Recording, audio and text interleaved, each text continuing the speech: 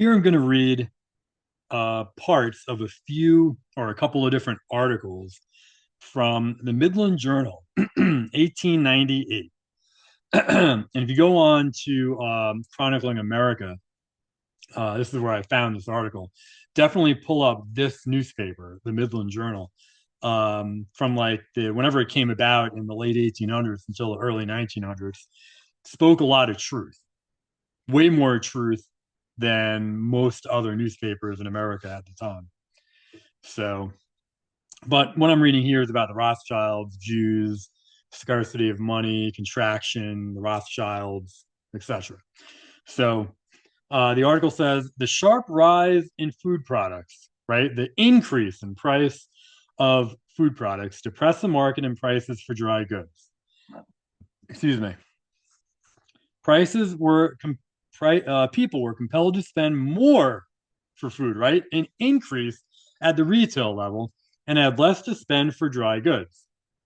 So, in dry goods, I'm assuming they mean for like right clothing, um, whatever, a table, a chair, whatever you want to call it, right?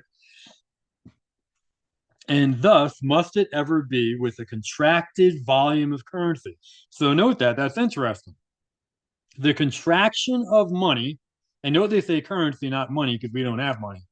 They didn't have money back then, really, either. But the contraction of money slash currency increased prices or certain prices, um, insufficient to a healthy, all round condition of business. Prices for food products will react when necessity compels a more liberal purchase of dry goods.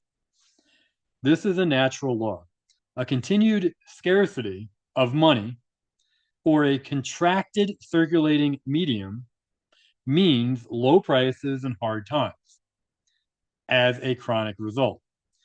Under these conditions, when foodstuffs are high or rising, dry goods must be low or falling, and the manufacturing business will drag and vice versa.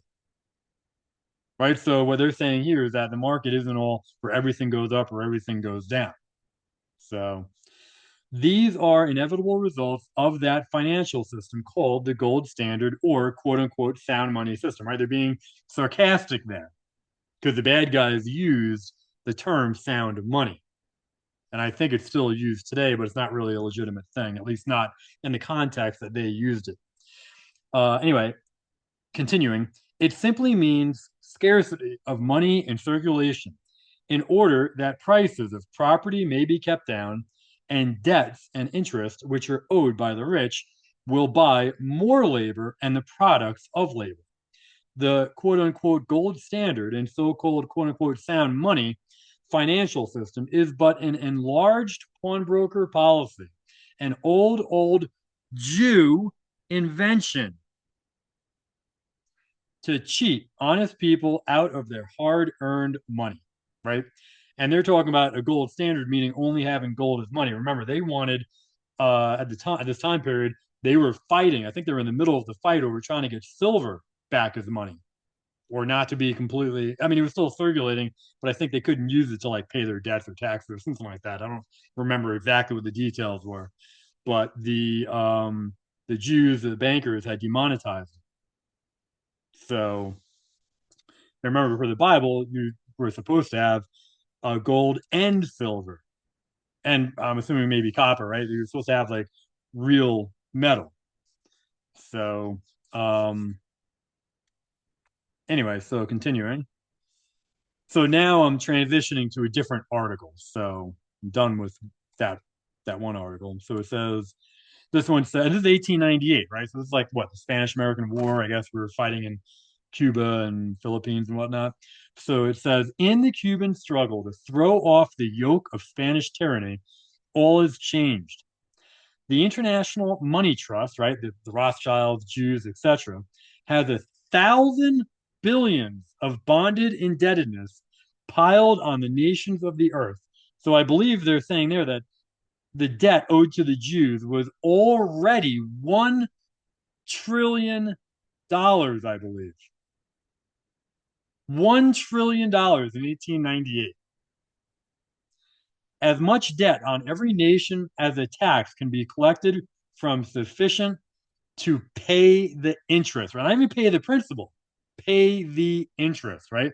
That's all that they really want. They want to keep you in debt, keep everybody in debt, but get paid the interest. Then they contract the money, or the we don't have money, contract the currency or whatever you want to call it. So people, not everybody can pay back their debt, and then they take your property while they're getting paid interest. Freaking insane. So, anyway, continuing. At Washington, the little finger of the International Money Trust is more powerful than the loins of the American people. Spanish bonds to the amount of 400 million or more are held by members of the trust, for which Cuba was pledged to pay the interest.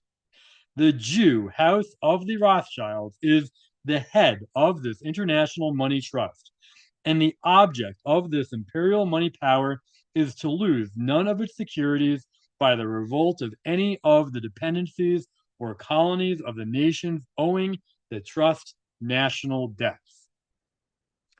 The power of this Rothschild money trust shaped the policy of the Washington government, right? They're saying the Rothschilds control the US government. At the breaking out of the Cuban Rebellion to, I don't know what word that is, to identify? I'm not sure. Our national policy of avoiding entangling, I guess to defy or whatever, reverse our national policy of avoiding entangling alliances with foreign powers and cause the United States to become an ally of Spain and police the sea coast from Maine to Florida. So that was that the beginning of America becoming the police of the world like we are today? So anyway, to intercept vessels carrying munitions of war for the Cuban insurgents, while Spain was permitted to purchase freely everything of the kind to use against the Cubans who maintained the heroic struggle for liberty in the face of the power of Spain, greatly strengthened and assisted by the United States. So over on the right, the International Jew Money Trust is busy with its lobby and subsidized machinery at Washington. So was there already an APAC back in 1898? Not actually sure, but clearly there was a lobby, subsidized machinery, and all its gold bug newspapers in the country, right? Because they already controlled the media at that time, or most of it, to heap an additional 600 million bond debt on the U.S. as well as to manage at the outcome of the present war to retain Cuba as security for the 400 million that Spain mortgaged the revenues of the island for. How long, oh, how long will our people refuse to look up and see their bondmasters with the chains of slavery in their hands that are to bind them and their posterity as the servants of this money power forever? Well, I can answer that. Never. So, because the people in America are a bunch of absolute freaking retards, and they're still bound to the Jew Rothschild. Well, just the Jews. I don't even know if it's just Rothschild anymore, but they're still servants to the money power, policing the world, murdering people, and getting themselves murdered, all because they don't want to understand, believe, or look into the truth, as this newspaper was trying to publish here. So, um, anyway, where was I? Sorry about that. The House, in obedience to its money trust masters, hurried through the bond measure, making the shortest period for payment of the principal of the bonds 10 years. So, know what that says there. The House of Representatives, in obedience to the Jews, hurried through the bond measure. That's what that is saying there. And what did we just see yesterday or a couple days ago? And we've seen it probably 100 times over the last 20 years when Satan Yahoo and other Jews walk into our House of Representatives or the Senate or Congress, right? They all stand up, or no, I should say, they all clap their hands and get on their knees, getting ready to suck their dick. All of our Congress, our entire government is bought and paid for, and it has been for a long, long time. So our government has not been legit. our nation has not been legit for well over 100 years. So anyway, there isn't one. So now moving on, there isn't one particle of necessity for empowering the president and his national banker, Secretary of the Treasury. I did the saying, the Secretary of the Treasury in 1898 was a freaking banker. Anyway, there isn't one particle of necessity for empowering the president and his national banker, Secretary of the Treasury, to issue bonds at will, up to 600 million to carry on the war with Spain. Right? They're saying there is literally no need to issue bonds, which is just debt, eternal debt plus with interest. All that is bondage, and that's what obviously. I mean, you can if you go study money and banking and all that, that's been the argument forever, is that there is literally no freaking need for bonds because the government can issue the money itself. And so continuing here, it says 600 million to carry on the war with Spain and still more contract the currency when treasury notes, greenbacks could be issued, which would not only supply the sinews of war, but furnish a much needed addition to the money volume to supply the businesses of the country, which is languishing and dying for want of money in circulation, right? That is key. The bankers or our government now at this point, well, it's the bankers. The bankers control our government. They control the issue of money. They contract or withdraw money all the time. It's not inflation that we have to worry about. It is the contraction of money, deflation, if you will. And that is what they're saying here. They're saying the government could literally just issue treasury notes and greenbacks and coin. And that's it. Then we have money and that could circulate. Everybody's fine. And they're saying that they need more money. That more money isn't going to increase prices. It's not going to hurt anybody when there's already too little money in circulation. It's literally the exact same problem we have now in today's world. We have too little money.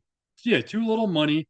We have no money. Too little currency, debt notes in circulation to be able to service the amount of debt that we have in the world and to be able to service all of the goods and services that all the people need, right?